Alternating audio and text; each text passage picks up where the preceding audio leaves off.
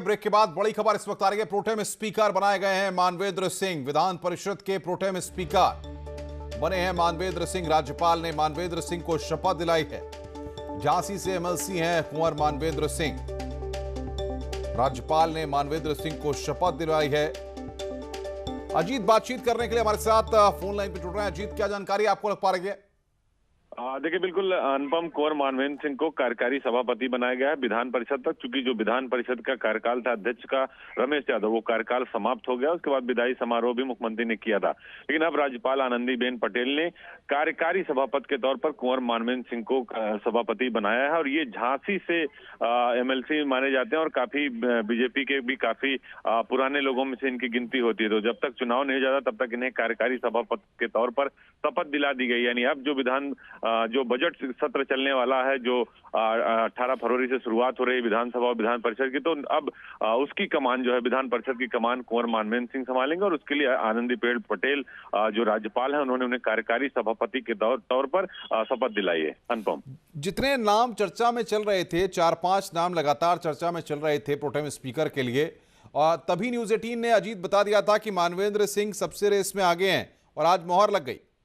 देखिए, बिल्कुल अनुपम, सीनियरिटी भी देखा जाता है, अनुभव देखा जाता है और पार्टी में कितना बड़ा कद है आपका, तो बहुत सारी चीजों को काउंट किया जाता है, जिसके तहत अब उन्हें आनंदीबेन पटेल ने शपथ दिलाई है। और आज सुबह 11 बजे राजभवन में प्रोटेम स्पीकर के पद की शपथ दिलाई गई। और बीजेपी के कुंवर मानवेंद्र सिंह है कार्यकारी सभापति हैं और बनाए गए हैं। और न्यूज 18 ने सबसे पहले चलाया था कि सबसे आगे हैं, रेस में इनका नाम आगे है, झांसी से बिलोंग करते हैं। तो निश्चित तौर पर हमारी खबर पर भी मोहर लगी है और उनकी जो पार्टी के प्रति निष्ठा है या पार्टी के प्रति जो सीनियरिटी अनुभव, उसका फायदा उन्हें मिला। और आज 11 बजे राज्यपाल आनंदीबेन पटेल ने उन्हें कार्यकारी सभापति की शपथ दिलाई है। अनुपम, हमारे दर्शकों को अजीत आप बताइए, क्योंकि लगातार हम ये देख रहे थे कि विधान परिषद में जो अंकों का गणित है उस हिसाब से तो समाजवादी पार्टी की संख्या ज्यादा है, लेकिन इसके बाद किस तरीके से ये पूरा मामला निकल करके सामने आया? स्पीकर को लेकर के था कि स्पीकर का कार्यकाल खत्म हो रहा है, अब कैसे क्या कुछ हो जाए, तो बताइए जरा।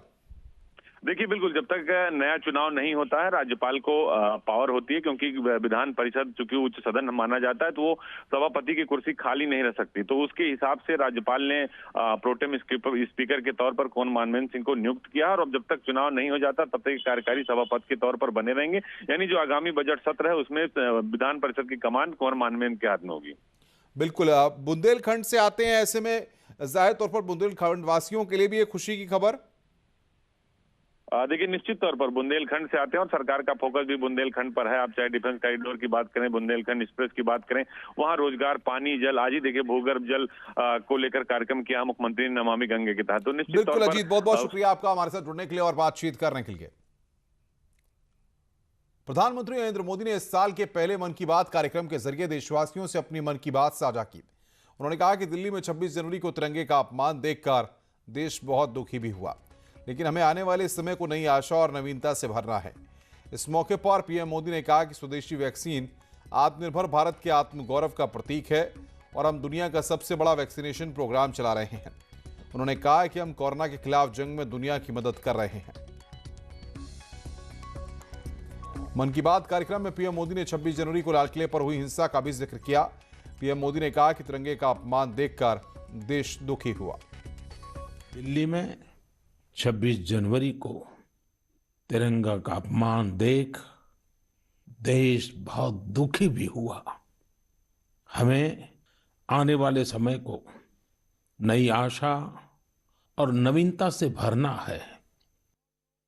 पीएम मोदी ने कहा कि हम दुनिया का सबसे बड़ा वैक्सीनेशन प्रोग्राम चला रहे हैं और यह वैक्सीन आत्मनिर्भर भारत के आत्मगौरव का प्रतीक है। दुनिया का सबसे बड़ा कोविड वैक्सीन प्रोग्राम चला रहा है। आप जानते हैं और भी ज्यादा गर्व की बात क्या है?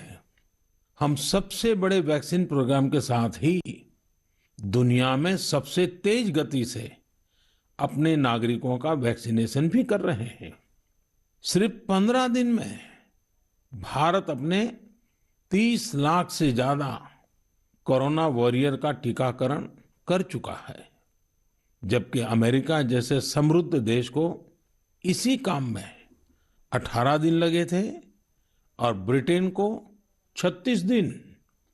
साथियों, मेड इन इंडिया वैक्सीन आज भारत की आत्मनिर्भरता का तो प्रतीक है ही, भारत के आत्मगौरव का भी प्रतीक है। इस बुलेटिन में